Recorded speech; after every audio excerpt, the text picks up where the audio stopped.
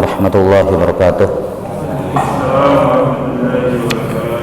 Alhamdulillahi rabbil alamin. Wassalatu wassalamu ala asyrafil anbiya'i wal mursalin sayyidina wa nabiyyina Muhammadin wa ala alihi wa sahbihi ajma'in. Asyhadu an la ilaha illallah wahdahu la syarika lah wa asyhadu anna Muhammadan abduhu wa rasuluh. Allahumma la sahla illa ma ja'altahu sahla wa anta taj'alul hazna sahlan idza syi'ta. Allahumma faqihna fi dinik wa 'allimna ma yanfa'una warzuqna al-ikhlasa fil qawli wal 'amal wa zidna 'ilman ya arhamar rahimin. Baik, alhamdulillah kembali kita melanjutkan pengkajian kita terhadap Sirah Nabawiyah dari kitab Mukhtasar Sirah An-Nabawiyah wa Ashabihil Asyarah karya Al-Hafidh Abdul Ghani Al-Maqdisi rahimahullahu ta'ala, di mana pada pertemuan terakhir sudah diselesaikan berkenaan dengan masa kecil Rasulullah sallallahu alaihi wasallam ketika beliau disusui, ya, dan juga sudah disebutkan berkenaan dengan nama-nama Rasulullah sallallahu alaihi wasallam. Selanjutnya kata penulis rahimahullahu ta'ala, faslun, fasal selanjutnya kata beliau, wa nasya'a Rasulullah sallallahu alaihi wasallam yatima yakfuluhu jadduhu Abdul Muttalib wa ba'duhu ammuhu Abu Talib ibnu Abdul Muttalib. Kata beliau rahimahullahu ta'ala, setelah ibu beliau meninggal, kemarin sudah disebutkan sebelumnya, iya, di mana ibu beliau meninggal pada ketika beliau masih berusia 6 tahun, sudah disebutkan kemarin ya. Kemudian setelah ibu beliau meninggal, beliau tumbuh sebagai seorang anak yatim yang yakfuluhu jadduhu, ya, kemudian dirawat oleh kakek beliau Abdul Muttalib.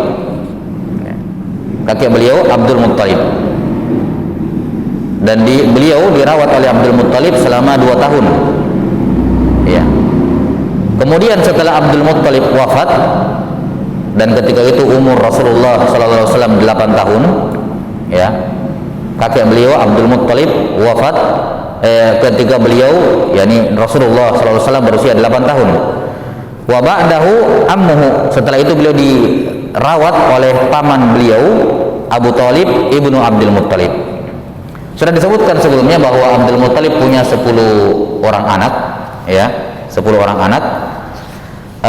Namun mengapa dari 9 orang pamannya Rasulullah SAW, mengapa setelah Abdul Muttalib wafat Abu Talib yang merawatnya? Kenapa bukan paman-paman beliau yang lain? Dikarenakan Abdullah, ayah Nabi Shallallahu Alaihi Wasallam, dengan Abu Talib itu saudara seibu, satu bapak satu ibu. Ya, jadi 10 anak ini, 10 anaknya Abdul Muttalib bukan dari satu orang ibu, dari beberapa orang ibu.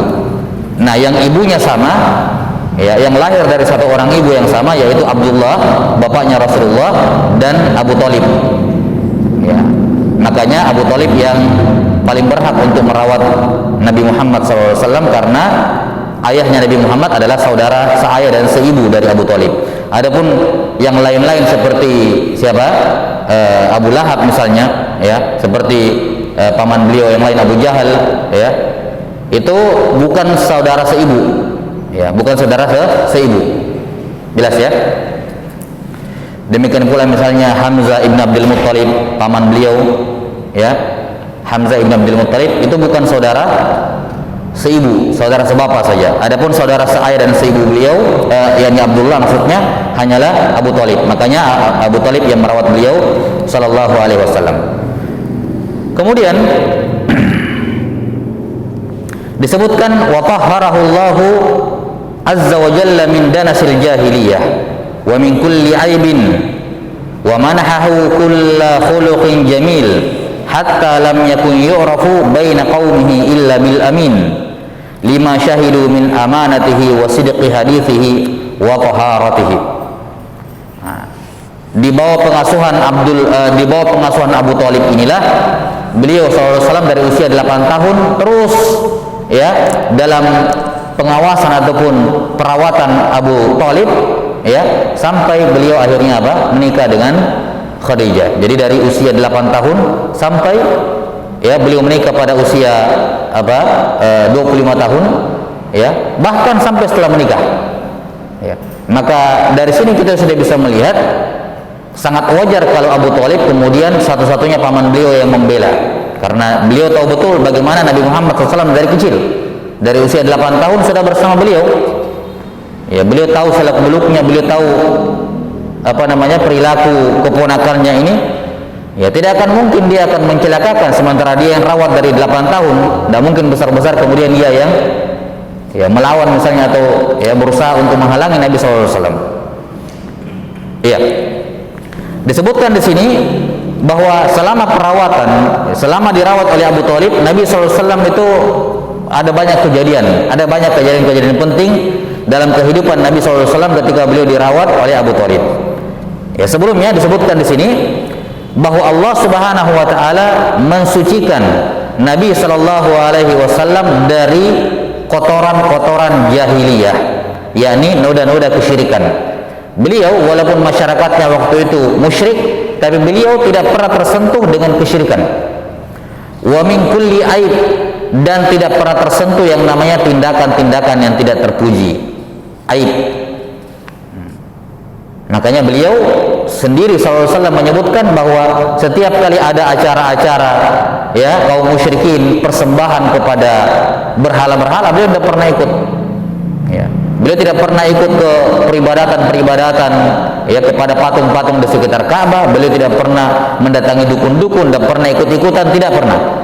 Ya, memang dari awal Allah Subhanahu wa taala sudah menjaga dan mensucikan beliau dari noda-noda kesyirikan. Jadi jangankan sebelum jadi nabi, sebelum jadi nabi saja beliau tidak pernah tersentuh kesyirikan sama sekali. Dan kita tahu bagaimana peristiwa kakek beliau Ibrahim alaihissalam, ya kan? Nabi Ibrahim alaihissalam juga sebelum diangkat jadi nabi, ya, menjauh dari amalan-amalan kaumnya yang menyembah matahari dan bulan yang disimbolkan, ya, berupa patung-patung. Kemudian beliau juga jauh dari aib, tidak pernah menampakkan aurat. Orang musyrikin biasa, ya, mereka menampakkan aurat mereka, laki-lakinya enggak perempuannya, ya.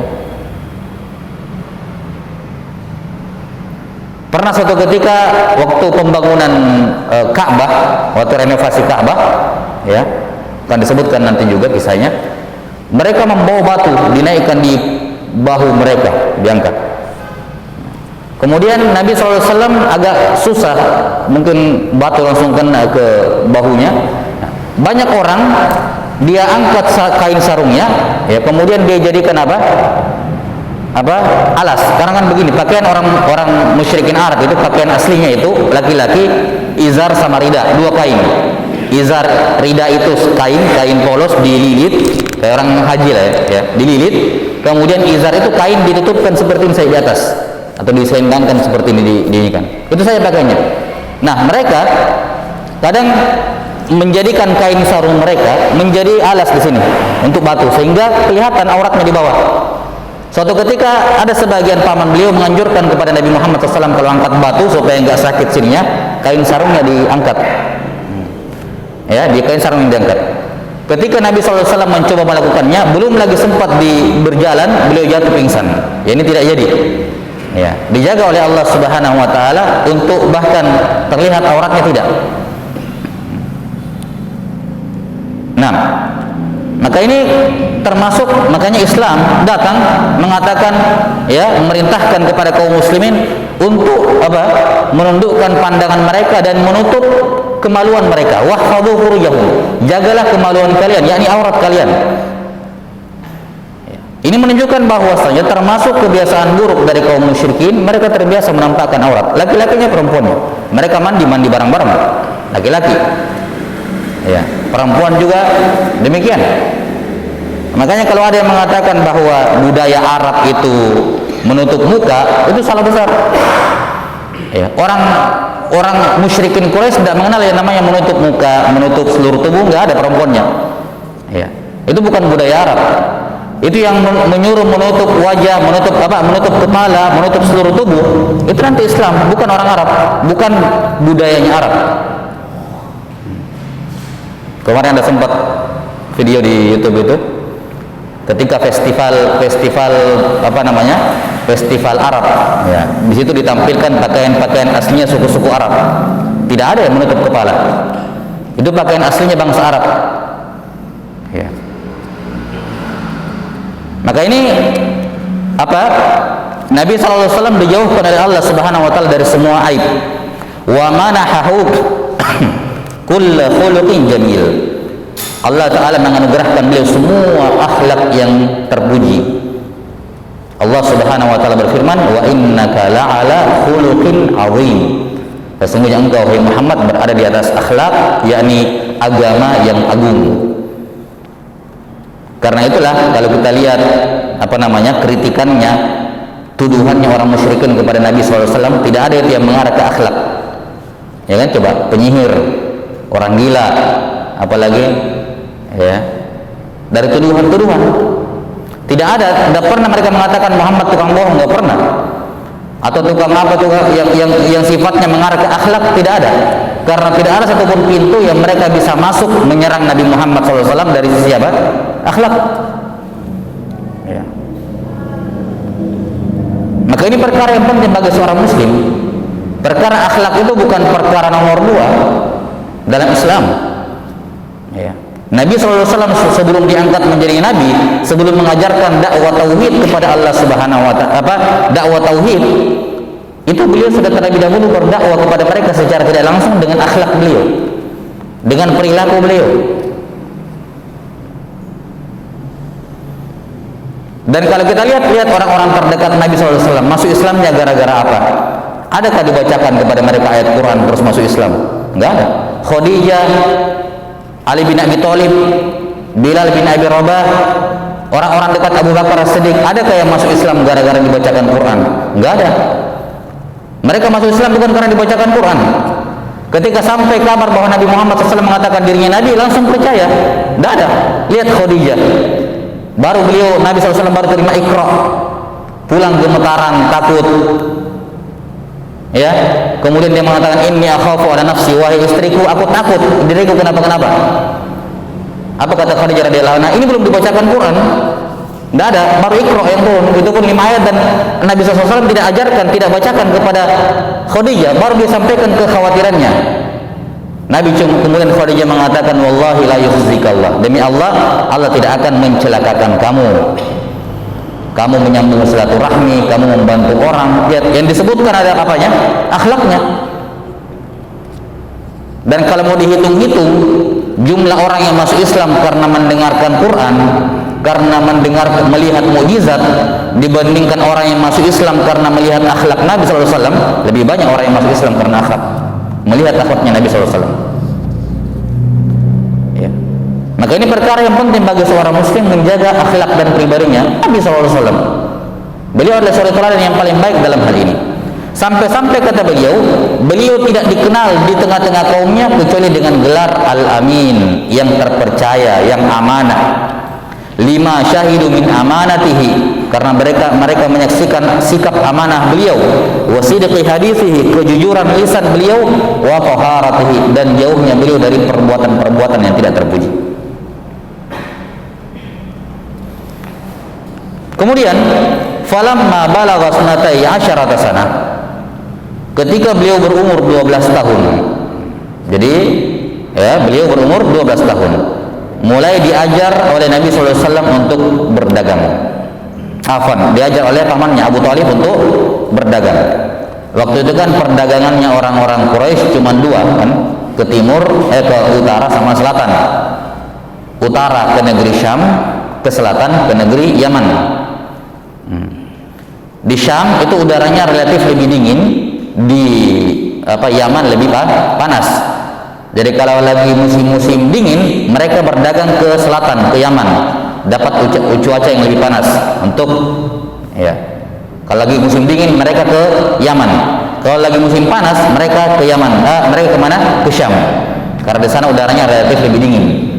Ini yang tersebut oleh Allah Taala dalam surah Al-Quraisy. li ilafi Quraisy ilafihim rihlat asy-syita'i was-shaif. Ya, perjalanan di musim dingin dan di musim panas, yakni musim dingin ke Yaman, ke selatan, dan musim panas ke Syam, Suriah sekarang ya, Suriah dan sekitarnya. Maka pada usia 12 tahun kharaja ma'ammihi Abi Thalib ila Syam. Beliau keluar bersama pamannya Abu Thalib ke Syam. Syam itu dulu daerah yang luas, ya, daerah yang luas. Hatta balagha Busra, sampai dia sampai ke kota yang namanya Busra. Ya. Fara'ahu Bahiran ar-rahib. Ya. Lantas beliau pun dilihat oleh seorang rahib yang bernama Bahira atau Buhaira. Ini bacaan, perbedaan bacaan. Fa'arafahu bi sifatihi, lantas dia mengenal dari sifat-sifatnya, karena ar-rahib ini, Buhaira atau Bahira ini adalah seorang pendeta Nasrani. Ya, sudah jelas bahwa dalam Taurat, dalam Injil sudah ada pensifatan Nabi Shallallahu Alaihi Wasallam. Disebutkan dalam sirah, ya, yang di kitab-kitab yang tebal, ya, bahwasanya Nabi Buhaira ini melihat tanda-tanda kenabian Nabi SAW, bahwa batu, pohon mengucapkan salam kepada beliau, ya, dan seterusnya, dari ciri-ciri yang dia lihat dari keajaiban Nabi Shallallahu Alaihi atau mukjizat yang ada pada diri Nabi SAW. Dan waktu itu beliau belum menjadi nabi tentunya, ya, beliau belum menjadi nabi. Ini safar beliau, ya, yang pertama dengan paman beliau Abu Thalib menuju ke Syam.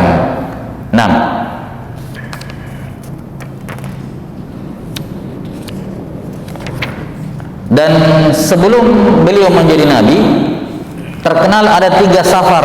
Nabi SAW hanya 3 kali safar, ya, sebelum diangkat menjadi nabi.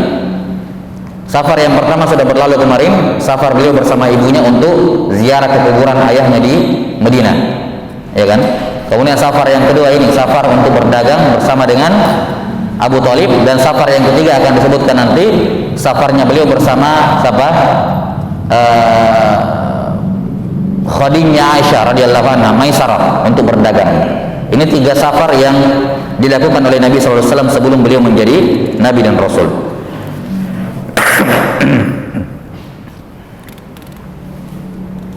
Baik. Jadi Buhaira ini adalah seorang rahib, pendeta Nasrani, ya. Dan dia mengetahui dari kitab Injil, ya, dan juga dia punya pengetahuan terhadap Taurat, ya, tentunya dari ciri-ciri Rasulullah Sallallahu Alaihi Wasallam. Maka beliau pun langsung, atau dia pun langsung mengenali bahwa ini nabi, ini nabi. Baik. Dan kisah-kisah ataupun kejadian-kejadian yang terjadi, ya, yang dilihat oleh Buhaira seperti yang kita sebutkan tadi, dibawakan oleh para ulama dalam sirah, seperti dalam sirah Ibnu Hisham dan selainnya. Namun kisah-kisahnya butuh ditinjau ulang tentang kesahihannya, sampai dibilang Nabi SAW tidak punya bayangan dan semacamnya. Ini semua tidak sahih, ya. Beliau manusia biasa, bagaimana caranya tidak ada bayangannya? Jelas, ya. Kemudian, atau dikatakan ada awan di atas kepala beliau, ini semua kisah-kisah yang tidak sahih, warid, disebutkan dalam sirah, sekedar cerita-cerita begitu, tapi tidak ada satupun keterangan yang sahih dalam masalah itu.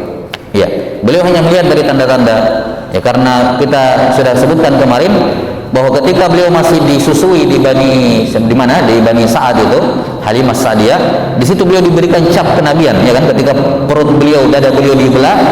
Saat itu juga beliau dikasih stempel cap kenabian di dada, di punggung, di dekat kahil. Tahu kahil, ya? Yang kalau dibekam ini nih, di titik kahil. Ya, kalau kita tarik tangan dari leher ke bawah dapat tulang di tengah-tengah, ini kahil. Nah, itu sebelah kirinya sedikit. Di situ ada cap kenabian yang diberikan oleh Jibril. Nah, itu yang dilihat oleh Buhaira, mungkin itu yang dilihat oleh Buhaira. Kemudian dilihat juga ciri-ciri yang lain, ya, dari Injil, yang jelas ada keterangan dalam Injil. Kemudian kata penulis rahimahullahu taala, wa akhadha biyadihi. Kemudian dia pun datang mendatangi Abu Thalib, kemudian memegang tangannya Nabi Muhammad sallallahu alaihi wasallam. Wa qala hadza sayyidul alamin, hadza rasul rabbil alamin. hadza ba'athahu rahmatan lil alamin. Iya. Kata beliau, kata Buhairah seraya memegang tangan Nabi sallallahu alaihi wasallam, ini adalah sayyidnya alam semesta. Ini adalah rasulnya Rabbil alamin. Ini adalah orang yang Allah utus sebagai rahmat untuk seluruh alam. Faqila lahu, maka ada yang bertanya kepada Buhairah, wa ma ilmuka bidzalik? Dari mana kamu tahu dia rasul? Dia nanti akan menjadi rasul. Qala, dia menjawab, innakum hina aqbaltum minal aqabah lam yabqa syajaratun wala hajaratun illa kharra sajida wala yasjuduna illa linamiyyin.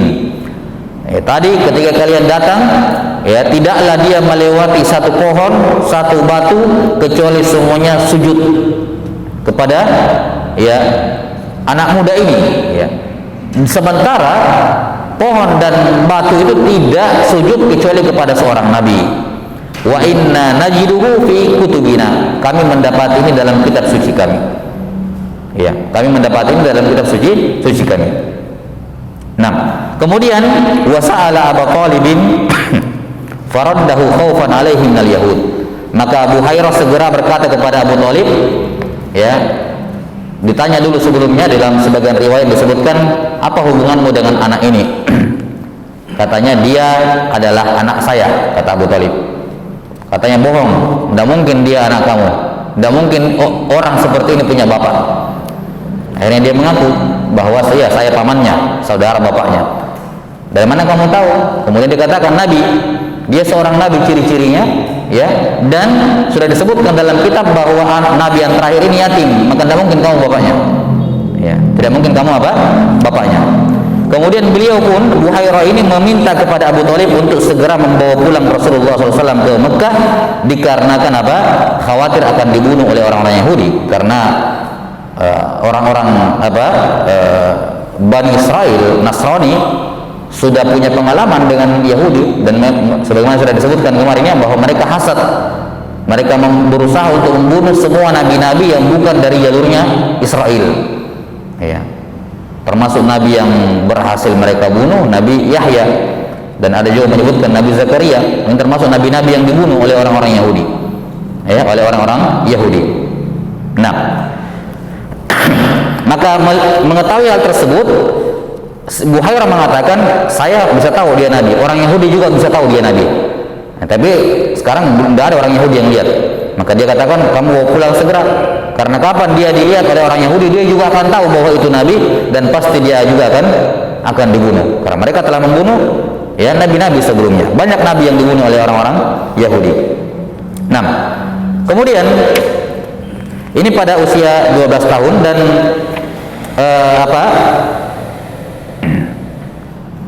banyak kejadian-kejadian penting yang dilalui oleh Nabi SAW di masa itu, ya, di masa itu. Dikatakan, summa kharaja thaniyan ila Syam. Ini safar yang ketiganya beliau. Safar yang ketiga beliau keluar ke Syam kembali, ma'a Maisarah gulami Khadijah radhiyallahu anha, bersama dengan Maisarah budaknya Khadijah, fi tijaratin laha, untuk menjual barang-barang dagangan Khadijah, qabla ayyatazawwajaha, sebelum beliau menikah dengan Khadijah, hatta balagha ila suqi Busra faba'a tijaratahu, sampai tiba di kota di pasar Busra di Syam. Kemudian beliau berhasil menjual semua dagangan Khadijah radhiyallahu taala anha dan mendapatkan keuntungan yang besar. Falamma balagha 25 sanah tazawwaja Khadijah alaihi salam. Baik, nanti kita lanjutkan itu. Nah, beberapa kejadian yang terjadi di zaman Nabi atau di masa-masa mudanya Nabi sallallahu alaihi wasallam, sejak dari dirawat oleh Abu Talib sampai beliau menikah dengan Khadijah, ya.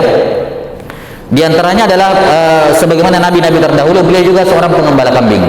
Ya, beliau juga seorang pengembala kambing. Dan beliau sudah mulai mengembala kambing ketika masih usia 3 tahun. Ketika beliau masih di Bani Sa'diyah, ketika masih disusui.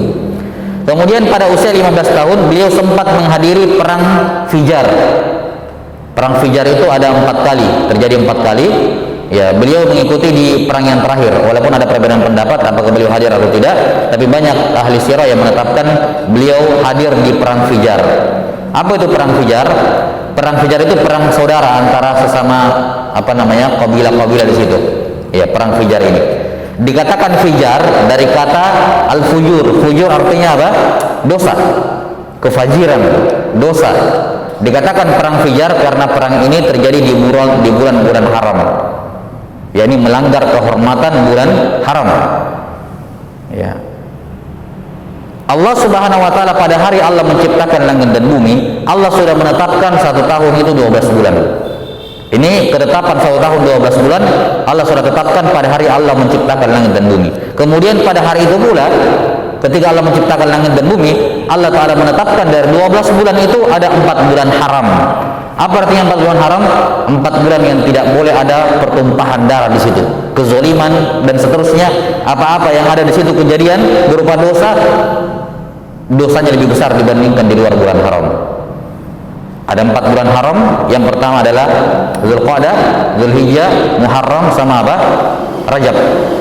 Ini 4 bulan haram, termasuk Zulhijjah, bulan yang kita berada di dalamnya. Dan ini dipatuhi oleh oleh bangsa Arab. Kaum musyrikin Quraisy dari zaman dahulu tidak pernah melakukan peperangan di 4 bulan ini. Mereka kalau mau perang nggak boleh di bulan ini. Mereka patuh dengan aturan bulan ini. Ya. Mereka perang saudara, perang tapi tidak pernah di bulan ini. Nah, karena itulah perang ini dikatakan perang Fijar karena mereka melanggar kehormatan bulan haram. Ya, dan ini terjadi pada ketika Nabi SAW berusia 15 tahun. Nah, kemudian pada usia 20 tahun, 5 tahun setelahnya, ya, terjadilah beliau SAW juga menghadiri perjanjian Al-Fudul, Hilful Fudul. Jadi kisahnya Hilful Fudul ini kita tahu di bangsa-bangsa terjadi perang saudara di antara mereka, ya, di suku-suku Quraisy ketika itu, ya, ada Bani Hashim, Bani Zahra dan seterusnya, ya, mereka saling perang satu sama lain, ya, dan ini membuat mereka kemudian melakukan kezaliman satu sama lain, melakukan kezaliman satu sama lain. Kalau ada orang yang misalnya berhutang, dia berhutang kepada suku lain, kemudian dia tidak mau kembalikan. Kenapa? Ya, silakan tagih kalau mau perang, kan begitu. Ya. Demikian pula ada orang-orang dari luar datang melakukan perdagangan di Mekah, ditipu atau dirampas, hartanya diambil, ya, ataupun ditipu perdagangannya, dia juga nggak bisa ngapa-ngapain. Tidak ada yang membelanya. Dan ini kejadian, ada seorang pedagang dari Yaman datang ke Mekah ketika itu untuk berdagang dan dizolimi. Ya. Dia mau minta bantuan ke siapa? Ya, dia tidak punya hubungan dengan kabilah-kabilah yang ada. Akhirnya dia datang kepada kepada pimpinan kaum kayak kalau kita bilang alun-alun, ya, tempat kumpulnya di situ masyarakat musyrikin Quraisy. Kemudian dia berteriak mengatakan, siapa yang memberikan saya keadilan? Ya, maka berdirilah Bani Hashim, ya, yakni memulai, ya, inisiatif dari Bani Hashim ini, kemudian mengajak kabilah-kabilah lain mengatakan, ayo kita sudah selesaikan perang ini, kita berhenti saja perang-perang satu sama lain, kita sepakat untuk menegakkan keadilan. Ya, diajak semua kabilah-kabilah untuk bersama menegakkan keadilan, menolong orang yang terzolimi, ya, siapa-siapa yang ada masalah, walaupun tidak ada hubungan dengan orang Mekah, kita bantu kalau dia di sini. Ya, ini namanya Hilful Fudul. Maka bersatulah Bani Hashim dan Bani Zuhrah serta Bani Taim. Mereka sepakat untuk mengikuti perjanjian koalisi ini untuk membantu orang-orang yang terzalimi, sementara beberapa suku yang lain tidak menerimanya. Nah, beliau SAW termasuk hadir di perjanjian ini. Beliau masih berusia 20 tahun. Tapi beliau punya kesan penting, kesan baik dengan perjanjian ini. Kata beliau, "Lau du'aitu bihi fil Islam la ajabtu." Seandainya saya sudah jadi nabi waktu itu sebagai penguasa negara Islam, kemudian ada orang musyrikin, ya, mereka ini memanggil saya untuk bersama-sama menjaga kedamaian, saya akan ikut. Ya. Lihat bagaimana peran serta Islam dalam hal ini. Jadi kaum muslimin tidak saling, kalau memang itu maslahat bersama, ya kerjasama. Jangan hanya mau bekerja sama dengan orang-orang yang satu kelompoknya saja, ya satu komunitasnya saja. Kalau sudah lintas kelompok tidak mau kerjasama, padahal ini kebaikan. Ini apa? Kebaikan. Lihat kata Nabi SAW, seandainya saya diajak, saya sudah Islam, yakni jadi Nabi, kemudian ada yang mengajak saya untuk kita bersatu untuk membela orang-orang yang terzalimi, untuk menegakkan keadilan, saya akan ikut. Islam akan turut berperan serta di situ. Ya. Negara Islam akan ikut bersatu untuk menjaga apa? Perdamaian dunia, walaupun mungkin anggota-anggotanya bukan negara Islam semuanya. Tidak ada masalah. Ini untuk kemaslahatan manusia secara umum. Lihat pandangan Nabi SAW, ya betul-betul menunjukkan rahmatan lil alamin. Ya. Menjauhkan, menghilangkan semua ya sekat-sekat kalau memang itu kebutuhan manusia secara umum. Karena Islam, Nabi SAW bukan diutus untuk rahmat untuk orang Islam, bukan, tapi rahmat untuk semua alam semesta. Bukan cuma orang Islam yang mendapatkan rahmatnya.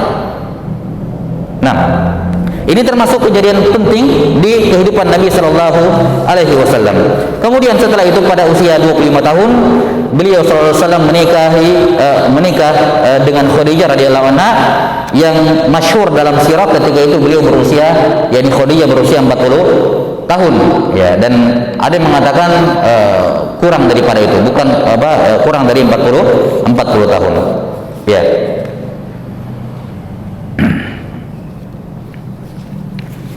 Kemudian dari Khadijah ini radhiyallahu taala anha, ya, dari Khadijah radhiyallahu anha, beliau memiliki anak-anak. Semua putra dan putri Nabi sallallahu alaihi wasallam itu dari Khadijah, kecuali Ibrahim. Ibrahim itu dari Maryah Al-Qibtiyah, Ummul Walad. Ya. Anak-anak Nabi sallallahu alaihi wasallam yang lahir dari Khadijah, yang pertama yang paling tua adalah Al-Qasim. Ini sudah kita sebutkan kemarin, Al-Qasim. Makanya Nabi SAW dipanggil Abul Qasim, bapaknya Al-Qasim. Al-Qasim ini meninggal sebelum Nabi SAW jadi Nabi, masih kecil meninggal semua. Semua anak laki-lakinya Nabi SAW meninggal dalam keadaan belum balik, masih anak-anak semua meninggal. Tidak ada anak laki-lakinya beliau yang sampai dewasa. Setelah Al-Qasim, anak beliau berikutnya adalah Zainab. Semua putra dan putri-putri Nabi itu tumbuh dewasa semuanya. Zainab, kemudian Ruqayyah, kemudian Ummu Kulsum, kemudian Fatimah. Ya, dan yang terakhir ada Abdullah. Ya, semua putra Nabi SAW meninggal masih kecil, sementara semua putri beliau SAW itu semua meninggalnya sebelum beliau. Ya, jadi semua putri beliau meninggal sebelum Nabi SAW, kecuali Fatimah. Ya, Fatimah sendiri wafat 6 bulan setelah wafatnya Nabi Sallallahu Alaihi Wasallam. Jadi semua putra beliau meninggal waktu kecil, semua putri beliau sampai dewasa, tapi semuanya meninggal sebelum Nabi Sallallahu Alaihi Wasallam, kecuali Fatimah. Itu pun beliau meninggal 6 bulan setelah wafatnya Rasulullah Sallallahu Alaihi Wasallam. Kemudian yang terakhir sebagai penutup di sini, termasuk momen penting yang beliau alami pada usia beliau atau pada kehidupan beliau setelah menikah dengan Khadijah. Pada usia 35 tahun beliau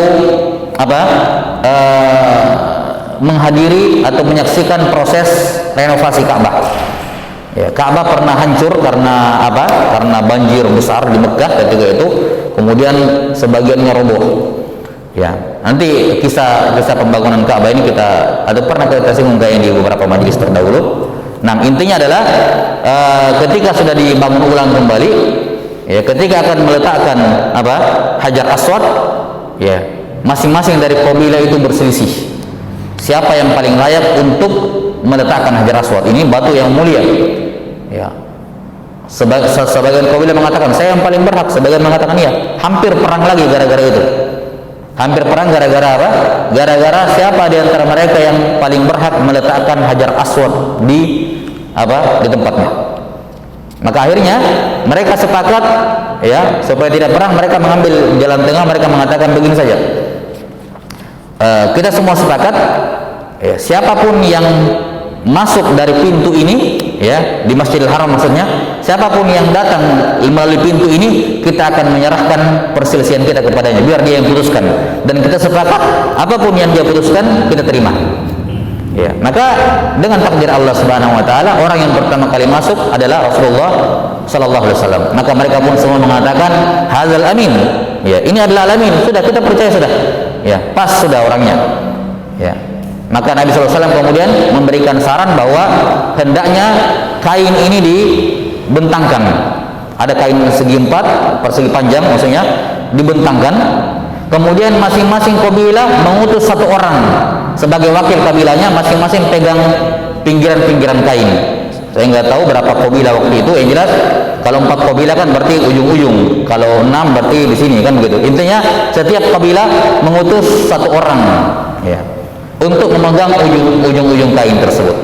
Maka mereka pun sepakat, ya, diutuslah masing-masing wakil dari kabilahnya. Kemudian Nabi SAW dengan tangannya yang mulia mengangkat, ya, Hajar Aswad ke tengah kain, kemudian mereka angkat. Setelah diangkat, beliau sendiri lagi dengan tangannya yang meletakkan Hajar Aswad itu ke tempatnya. Dan ini juga salah satu menjadi sebab, ya, Nabi SAW melihat bagaimana beliau meredakan ketegangan di antara suku-suku Quraisy. Baik, Allahu taala alam bisawab. Saya kira cukup dulu sampai sini untuk fasal yang ini. Pembahasan berikutnya, ya, masuk ke fasal yang baru, ya, pembahasan berkenaan dengan kenabian Rasulullah sallallahu alaihi wasallam. Ya, awal kali beliau diangkat menjadi nabi dan rasul. Nah, wallahu taala alam bisawab. Naktabi bihadzal qadar wal ilmu indallah. Nas'alullaha taala yu'allimana mimma yanfa'una wa yanfa'ana bima 'allamana. Innahu waliyyu dzalika wal qadiru alaih. Subhanakallahumma wa bihamdik, asyhadu an la ilaha illa anta, astaghfiruka wa atubu ilaik. Alhamdulillahirabbil alamin. Ada pertanyaan sedikit?